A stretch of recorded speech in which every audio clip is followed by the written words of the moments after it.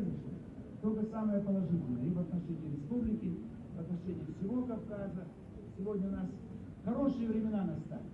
Если в Барселоне будут танки, если турецкая армия готова ворваться в иракский Курдистан, то у нас тишина. У нас праздник, культура. И это большое достижение. Большое достижение, что мы обеспечили мир для всех народов. И поэтому поздравляем Ингушетию, 25-я годовщина. И будем готовиться к 250-летию вхождения Ингушетии, добровольному вхождению Ингушетии. Они правильный выбор сделали ингуши 250 лет назад.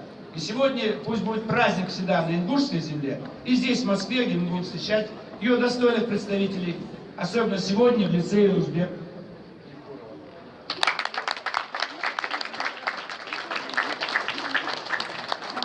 Не торопись сюда, молодой, сюда помни, кто старший по званию здесь. Вот стоит маршал, а ты полковникам даешь слово.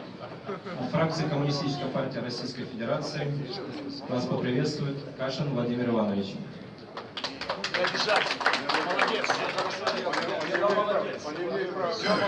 Уважаемые товарищи, сегодня, конечно, праздник не только у наших прекрасных товарищей в лице Республики Ингушетия, ингушского народа и всех народов, которые живут в этой цветущей республике, но и у всей нашей России.